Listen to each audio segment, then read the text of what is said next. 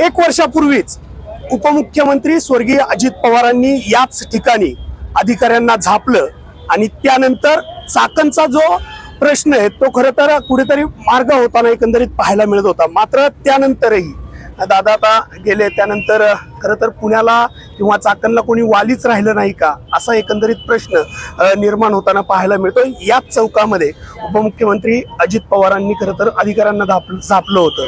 वर्ष होऊन गेलं या घटनेला, आजही खरं तर या ठिकाणी कोणतीही सुधारणा झालेली दिसत नाहीये. तुम्हाला माहिती आहे की अजितदादा सकाळी पहाटे 5:30ला 6ला 7ला स्वतः यायचे, अधिकाऱ्यांना बोलवायचे, कलेक्टर पासून सगळ्या अधिकाऱ्यांना तिथं बोलवायचे.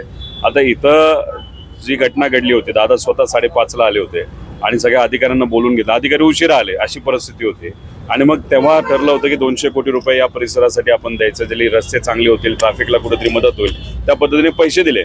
पण दादा काय करायचे की अडचण समजून घेण्यासाठी यायचे आणि मग एखादा शब्द दिला तर तो शब्दाला निधी पण द्यायचे आणि ते काम सुरू पण व्हायचं आणि ते काम नीट होतंय का नाही हे बघण्यासाठी सुद्धा दादा यायचे. आणि हे फक्त काही चाकणपुरतं नव्हतं, पुणे जिल्ह्यासाठी असेल ना तर महाराष्ट्रात जे प्रमुख काही कामं असायची तिथं दादा जायचे. आणि आज दादा नसल्यामुळे आज काय होतंय की वालीच कोणाला राहिलं नाही. अडचण आली तर जायचं कोणाकडे? मुख्यमंत्र्याकडे जायचं, पालकमंत्र्याकडे जायचं का कुठल्या दुसऱ्या मंत्र्याकडे जायचं, आणि जाऊन सुद्धा काम होत नाही. हे आता लोकांना बऱ्यापैकी अनुभव आलेला आहे. त्यामुळे खूप मोठं नुकसान दादा गेल्यामुळे महाराष्ट्राचं आणि पुणे जिल्ह्याचं त्या ठिकाणी झालेलं आपण सगळेजण बघू शकतो. आता बघा, आम्ही इथं येणार, मीडिया म्हणजे तुम्ही इथं येणार, हे आता बऱ्यापैकी MIDCला सगळ्यांना तिथं कळलेलं आहे. आता हे सगळे नागरिक मला आता भेटले, त्यांनी सांगितलं की तुमची बातमी आली आणि संध्याकाळी रात्री बऱ्यापैकी खड्डे त्यांनी टेम्पररी काहीतरी मटेरियल टाकून तिथं बुजवलेले आहेत आणि रात्रीपासूनच पोलीस मोठ्या प्रमाणात लावून ट्रॅफिक सुद्धा सुरळीत केलेलं आहे. मग आमचं म्हणणं आहे की ठीक आहे, विरोधातला एखादा आमदार नाही तर एखादा व्यक्ती येत असेल म्हणून तुम्ही एवढं जल्लद गतीने काम करत असाल, हेच काम जर तुम्ही रोज केलं, याच पद्धतीने तुम्ही ट्रॅफिकचं नियोजन केलं तर मग लोकांना फायदा होणार आहे ना. मग आमची ही अपेक्षा आहे की आज जे नियोजन झालं त्याच्यापेक्षा अजून चांगलं नियोजन दररोज या ठिकाणी झालं पाहिजे. आपण आता पुढारी न्यूजच्या प्रेक्षकांना या वाहतुकीतून आपण एकंदरीत जाताना दाखवूया. आपण पुढे म्हाळुंग्याकडे मार्गस्थ होऊया गाडीने आणि पुढे काय एकंदरीत अडचणी सर्वसामान्य नागरिकांना येतात तेही पाहूया. चला, आपल्या बरोबर रोहित दादा इकडं तर पुढे मार्गस्थ होता ते गाडीतनं, ते आपण पुढे एकंदरीत जातोय आणि थेट आमदार रोहित दादा पवार यांच्या समवेत आपण हा पुढे प्रवास करताना एकंदरीत पाहायला मिळतंय. आपण त्यांच्याबरोबर म्हाळुंगे MIDCच्या दिशेने खरं तर हा प्रवास करतोय.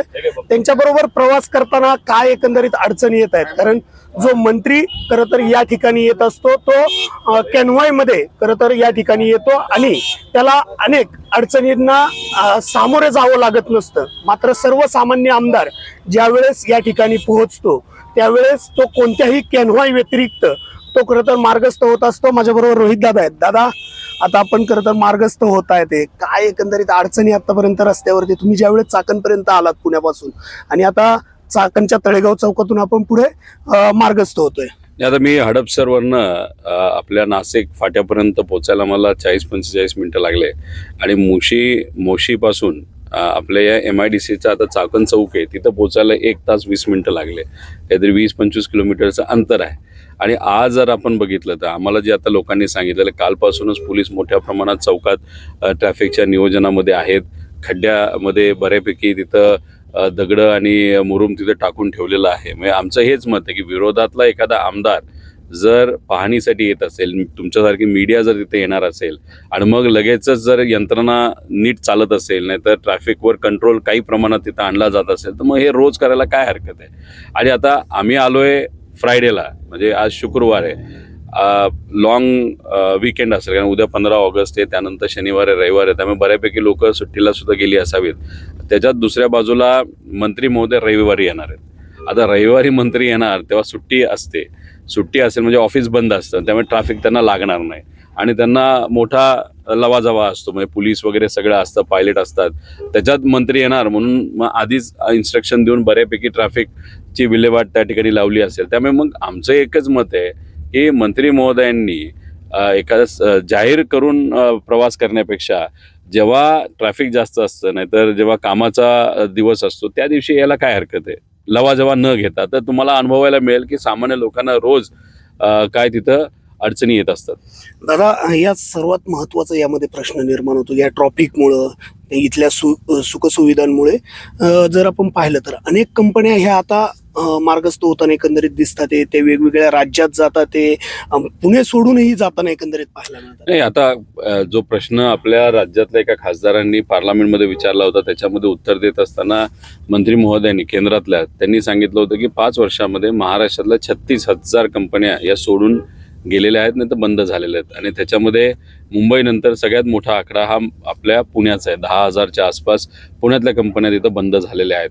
आता चाकणला आपण जिथं चाललोय तिथल्या कंपन्या म्हणतात की आता आम्हाला इथं ट्रॅफिक, बेसिक ॲम्युनिटीज ज्या असतात, नाही तर स्वच्छ पाणी देणं असेल, नाही तर कचराचं नियोजन असेल, त्यानंतर आरोग्य, ह्या सगळ्या विषयाकडे आमच्याकडे दुर्लक्ष प्रशासनाने केल्यामुळे आता आम्हाला सुद्धा चाकण भाग सोडून दुसरीकडे तिथं जावं लागतंय. त्यामुळे ह्या सगळ्या गोष्टी कुठं ते सिरियसली घेतल्या पाहिजे. 3 गोष्टी महत्त्वाच्या आहेत. एक, मोठ्या कंपनी इथं आल्या पाहिजे, आहे त्या कंपन्यांना तिथं काय अडचणी त्या समजून घेतल्या पाहिजे, आणि आहे त्या कंपन्या दुसऱ्या राज्यात जाऊन विस्तार करण्यापेक्षा आपल्याच राज्यामध्ये, आपल्याच MIDC विस्तार कसे करतील, या तिन्ही गोष्टीचं योग्य असं नियोजन, आणि ते नियोजन करत असताना MIDCला मुख्य भूमिका बजवायची. एक कमिटी फॉर्म करायची. जसं आता चाकण आणि या भागात बोलायचं झालं हिंजेवाडीमध्ये, तर त्यात MIDC असेल, त्यात PMRDA असेल, त्यात महानगरपालिका असेल, त्यात ग्रामपंचायत असेल, त्यात जिल्हा परिषद असेल, त्यात इतर काही नॅशनल हायवे वगैरे सगळ्या यंत्रणा असतील. आणि मग जर कुठल्या एखाद्या व्यावसायिकाला अडचण आली तर तिला MIDCला सांगायचं, आणि MIDCला या सगळ्या एजन्सीजकडनं, कमिटीकडनं करून घ्यायचं.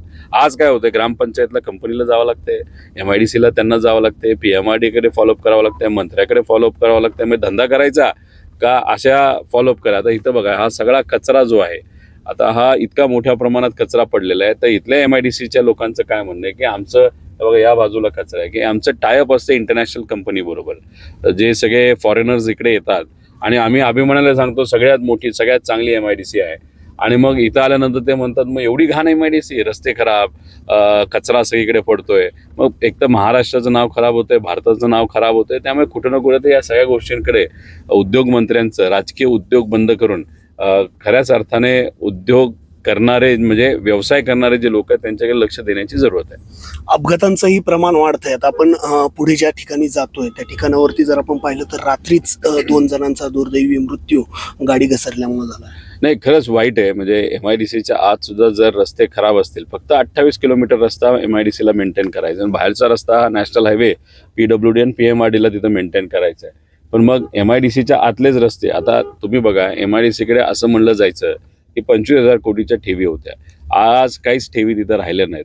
पैसा गेला कुठं, तर काही भागामध्ये, काही तालुक्यांमध्ये जिथं MIDC नाही अशा ठिकाणी तिथं जे बसस्टॉप आहे, बसस्टॉपचं अस्त्रीकरण MIDCच्या पैशातून झालेलं आहे. मग असा वायपाट पैसा तुम्ही दुसरीकडे वापरणार असाल तर MIDCला लागणारा पैसा तुमच्याकडे कमी राहिल्यामुळे या सगळ्या ज्या काही गोष्टी आहेत, म्हणजे रस्ता खराब असल्यामुळे ॲक्सिडेंट होणं, ट्रॅफिक स्लो चालणं, जे पाणी आहे, जे खराब पाणी असतं इंडस्ट्रीचं, ते खरं तर MIDCला ट्रीट करणं महत्त्वाचं आहे. पण ते ट्रीट न करता पवित्र आपल्या नदीमध्ये त्या ठिकाणी टाकलं जातं, आणि ती नदी आपली खराब होते.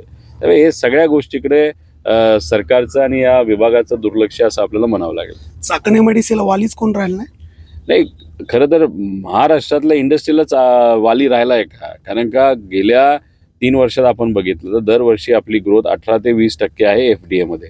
उत्तर प्रदेशची 90% ग्रोथ आहे. त्यानंतर तेलंगणाची कुठेतरी 75% ग्रोथ आहे.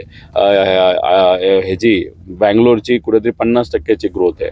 मग आपण मागे का पडतोय? आणि त्याच्यात जर आपण बघितलं, म्हणजे प्रधानमंत्री साहेबांचं जे नीती आयोग आहे त्यांनी एक दिलेला रिपोर्ट आहे की महाराष्ट्रामध्ये वातावरण इंडस्ट्रीचं आहे का, तर आहे. शिक्षण आहे का, तर आहे.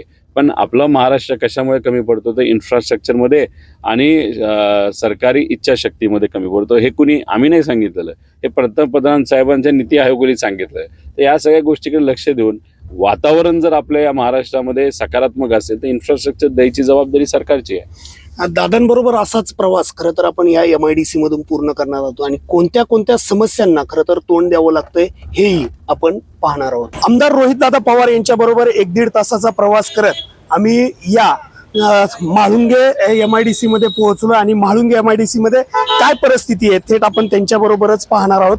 दादा, या ठिकाणी आपण पोहोचलोय. हे जे रस्ते आहेत MIDCतले रस्ते आहेत आणि MIDCच म्हणतंय की आम्ही काम पूर्ण केलंय. हे बघा MIDCच्या आतले हे रस्ते आहेत. आपण MIDC मध्ये आलो, इथं कंपन्या तुम्हाला दिसत आहेत. आता हे रस्त्याची क्वालिटी तुम्ही बघा. आज ठीक आहे, काही प्रमाणात ट्रॅफिकला कंट्रोल केल्यामुळे ट्रॅफिक तुम्हाला दिसत नाही.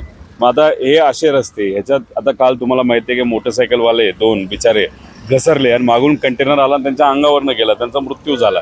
आता MIDCकडे जर पैसा असेल तर MIDCला हा पैसा हे रस्ते नीट करण्यासाठी, थोडंसं साईड पट्ट्या त्या ठिकाणी नीट करण्यासाठी केलं तर काय वाईट आहे.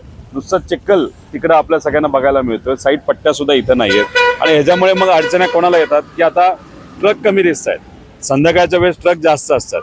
मग 4 लेनमध्ये जर ट्रक चालायला लागले तर इथं काहीच होऊ शकत नाही, अशी आता परिस्थिती आहे.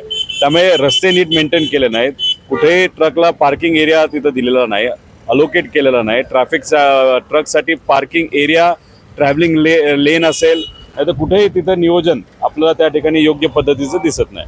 मात्र MIDC म्हणतंय की आमचे ठराविकच रस्ते आहेत, हा MIDCचेच अंतरित असलेले रस्ते. आता आपण आत आलेलो आहोत ना, आता MIDC मध्ये आहोत, MIDC सुरू झालेली आहे. हा रस्ता MIDCचा आहे, त्यामुळे हे रस्ते नीट करणं हे MIDC जबाबदारी असताना MIDC मोगम बोलते.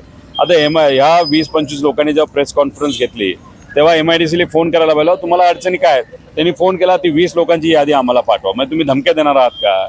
त्यामुळे कुठं ना कुठं तरी MIDCचा जो काही ओपिनियन पाहिजे, MIDCचा जो अप्रोच पाहिजे तो चुकीचा आहे असं आपल्याला वाटतंय. कंपनीला सेवा देण्यासाठी तुम्ही आहात, पण तुम्ही असं वागताय की जसं की तुम्ही कंपनीचे मालक आहात. त्यामुळे हे जे काही अप्रोच आहे तो सुद्धा बदलला पाहिजे. एकंदरीत जर आपण पाहिलं तर अशीच काही परिस्थिती ही पूर्ण MIDC मध्ये आपल्याला पाहायला मिळते. आमदार रोहित पवार खरं तर या ठिकाणी पोहोचलेत आणि ते या संपूर्ण प्रकरणाची तपासणी, चाकण MIDCची तपासणी करताना एकंदरीत पाहायला मिळतात. तुषार जरेकर, पुढारी न्यूज, चाकण, पुणे.